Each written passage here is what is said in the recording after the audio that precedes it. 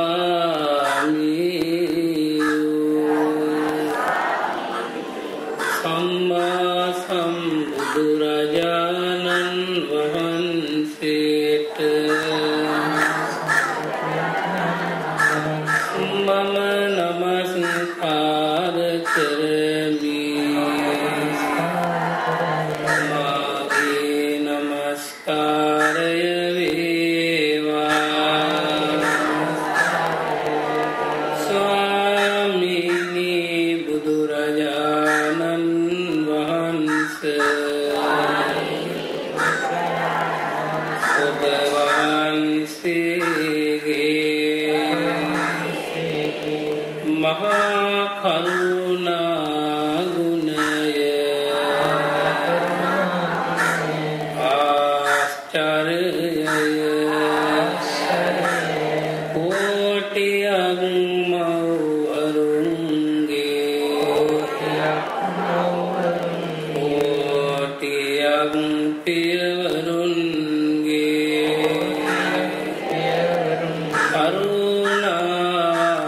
गुणय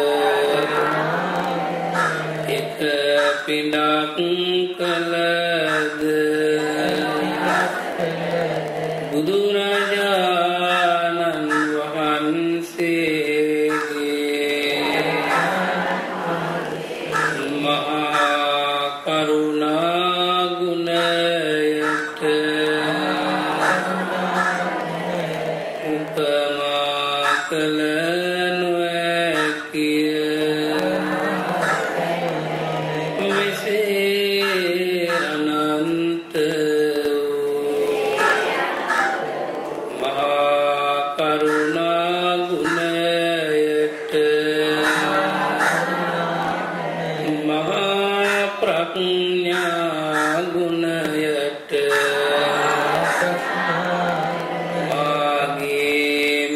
සිල්වත් ජීවිතය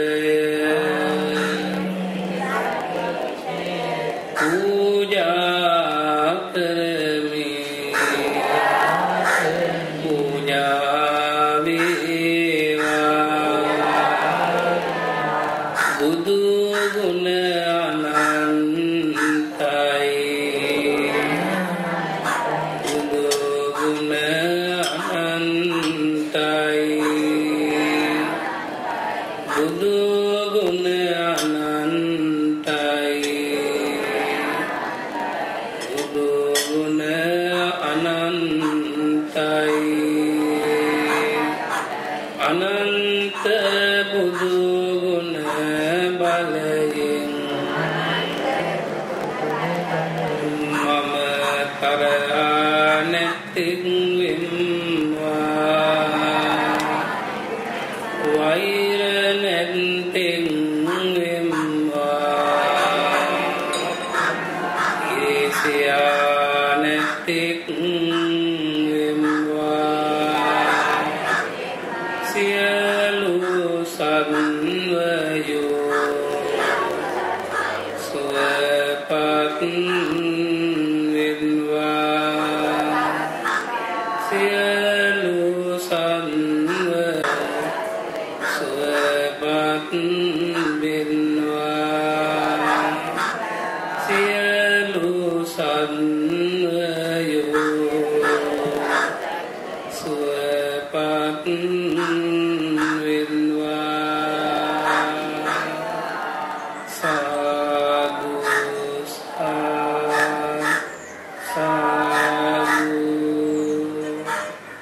කාලේන ධම්ම සාකච්ඡා ඒතං මංගල මුත්තමන්ති සාදු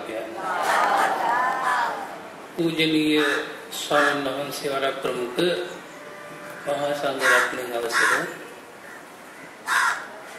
ආගමික පින්වත්නි උදෑසන ආරම්භ වුණු බුදු සිසිල නම 80 සදහම් වැඩසටහනේ ආරම්භක උදෑසන නිම වුණා සවස් වරුවේහි වැඩසටහනයි ධර්ම සාකච්ඡාව මේ අවස්ථාවේදී සිදු කෙරෙන්නේ ලෝතර තථාගත බුදුරජාණන් වහන්සේ නිවන් දකින්නට බලාපොරොත්තු වන උදවියට විමුක්තායතන ශීර්ෂ පංචකය නමින් නිර්වාණ දොරටු පහක් උන්වහන්සේ පහදා වදාළා. ඒ අතර පින්වත්නි ධර්ම දේශනාව ධර්ම ශ්‍රවණය ධර්ම සම්මර්ෂණය නොහොත් මානසිකාරය භාවනාව ධර්ම දානය කියන මෙන්න මේ ශ්‍රී සත් ධර්මය ජීවිතේ පදිංචි කර ගැනීමට අවස්ථා පහක් දේශනාවේ සඳහන් කළා. විමුක්තායතන ශීර්ෂ පංචකය නිවන් දොරටු පහ. මේ පින්නතුන්ලා දැන් ධර්ම ශ්‍රවණේ බණ අහන එකත් නිවන් දොරටුවක්. දේශකයන් වහන්සේලා බණ දේශනා කරන පිළිවෙලත් ඒ වැඩ පිළිවෙල නිවන් දොරටුවක්. නුවණින් ධර්මයේ විමසමින් සම්මර්ෂණය කිරීමත් නිර්වාණ දොරටුවක්. ඒ නිසා පින්වත්නි නිවන් දැකීමේ දොරටු විවෘත කරගෙන පසු වෙන අවස්ථාවක් මේ ඔබ අප හැමදෙනාම ගත කරා. සාදු කියන්න. ඒ සඳහා මේ පින්නතුන්ලා අප හැමදෙනාටම නිවන් දොරටු විවෘත කරගන්න මේ කලුතර බෝධිද්‍රම රාජානන් වහන්සේ ඒ පරිසරය පිළියෙල වෙලා තිබීම ලොකු භාග්‍යයක් මේ පළාත් වාසී ගිහි පැවිදි ඔබ අප හැමදෙනාට. ඒ නිසා මේ පුණ්‍ය භූමියට පැමිණිලා හිත නිවාගෙන යන්න පිරිසිදු පිළිවෙලක් වැඩපිළිවෙලක් ඇති කර ගැනීම තමයි ධර්ම සාකච්ඡා තුළින් අපි බලාපොරොත්තු වෙන්නේ. ඒ නිසා පින්වත්නි විශේෂයෙන්ම ධර්ම සාකච්ඡාව පිළිබඳව කරුණු ස්වල්පයක් සිහිපත් කරනවා නම් ධර්ම සාකච්ඡාව මංගල කාරණයක් කියන එක බුදුරජාණන් වහන්සේගේ ශ්‍රී මුඛ පද්මයෙන්ම වදාළා. මහා මංගල සූත්‍රයේ මංගල කරුණු 38න් එකක්. ධර්ම සාකච්ඡා කරනකොට පින්වත්නි තමන්ට නොදත් දහම් කරුණු මනාව පිරිසිදුව දැනගෙන ගැනීමේ අවබෝධ කර ගැනීමේ වාසනාව ලැබෙන එකක්. දැනගෙන තියෙන දහම් කරුණු පවා පිරිසිදුව ධාරණය කර ගැනීමට මතක තබා ගැනීමටත් ලැබෙනවා. ඒ වගේම දහම් පිළිබඳව තියෙන යම් සැකමුසු තැන් निराकरණය කර ගැනීමට අවස්ථාව ලැබෙනවා. සම්මා දිට්ඨිය ඍජු කර ගන්නට ලැබෙනවා. පිරිසිදු සම්මා දර්ශනයක් ඇති කර ගැනීමට ලැබෙනවා. ඒ වගේම සසර පුරාම ප්‍රඥාවක ජීවිත ලබා අමා මහ නිවනින් සැනසීමේ වාසනාව ලැබෙනවා. සෝවාන් මාර්ගඵලයට පත් වෙන්න නම් බණ අහලම තියෙන්නට ඕන. පරතෝ ගෝසත් ප්‍රත්‍යේ කියලා කියන්නේ ලෝතර බුදුරජාණන් වහන්සේ නමකකින් හෝ පසේ බුදුරජාණන් වහන්සේ නමකකින් හෝ රහතන් වහන්සේ නමකකින් හෝ එහෙම නැතිනම් ශාසන ශ්‍රාවක බුද්ධ පුත්‍ර පුත්‍රීන් වහන්සේ නමකකින් හෝ කියන්නේ භික්ෂු භික්ෂුණී. එහෙමත් නැත්නම් ශාසනයේ ගිහි උපාසක උපාසිකාවකින් හරි බණ අහලා තියෙන්නටම ඕනේ සෝවාන් වෙන්න. ඒක විශේෂ කරුණක්. එහෙනම් බණ අහලා සුතමය වශයෙන් තියෙන්නට ඕනේ සෝවාන් ඵලයටපත් වෙන්න ඒක සුදුසුකමක්ව පවතිනවා. එනිසා පින්වත්නි අපි බණ අහන්න ඕනේ. එයත් අපට නිවන් සුව පිණිස වේවා කියන අදහස් ඇතිව. ඒ නිසා පින්වත්නි මෙලව අර්ථය පරලොව යහපත සසර දුකින් සදාහටම නිදහස් වෙන්න බලාපොරොත්තුව ඒ කියන්නේ නිවන් දකින්න අපේක්ෂාවක් ඇතුව තමයි මේ බණ අහන්න ඕනි බණ කියන්න ඕනි ධහමට අනුව පිළිපදින්න ඕනි. ඒව නැතුව නොයෙක්කිදී ලාමක දේවල් ප්‍රාර්ථනා කරගෙන මේ වැඩපිළිවෙලේ කටයුතු කරනකොට දන් දෙන්න ගියොත් ලාමක විදිහට ප්‍රාර්ථනා කරගෙන මේ ප්‍රතිපදා මාර්ගයේ දියුණු කළොත් ඒ නිවන් පිණිස පවතින්නේ නැහැ. ඒට කියන්නේ අවිද්‍යාව සහගත කුසල කර්ම. මොනවද කියන්නේ? අවිද්‍යාව සහගත කුසල කර්ම. ඒ සංසාරයේ දීර්ඝ කරවීම පිණිස සසර දුකගෙන දීම පිණිසමයි ඒ හේතු වෙන්නේ. ඒ කියන්නේ කාමතණ්හා භවතණ්හා ආදී කර්මඵල අදහන උදවිය කාම සම්පත් ප්‍රාර්ථනාවෙන් භව සම්පත් ප්‍රාර්ථනාවෙන් කරන කුසල් සසර යන්ට හේතු වෙනවා. දිව්‍ය සම්පත් ලැබෙන, මනුෂ්‍ය සම්පත් ලැබෙන, සක්‍ර සම්පත් ලැබෙන. හැබැයි සසරින් ඈතර වීමක් නැ ඒ නිසා දුකයි. ඒක දිව්‍ය සම්පත් දුකයි කියනවා නෙමෙයි, මනුෂ්‍ය සම්පත් දුකයි කියනවා නෙමෙයි.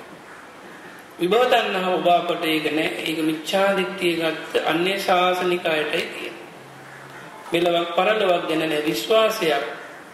ත්‍රිපින්වත් එහෙනම් අපට පැහැදිලි. අපි ධර්ම සාකච්ඡා කිරීමෙන් බලාපොරොත්තු වන්නේ සම්මා ඥානය දිනු කර ගන්න ලැබේවා කියන අදහස. ධර්ම සාකච්ඡාවට ආරාධනා කරමින් පින්වත් ත්‍රිජත් මහත්මාණන් දහම් ගැටළු කිහිපයක්ම එක පිට ඉදිරිපත් කළා. ඉඩකඩ හැටියට අපි දෙනම වහන්සේ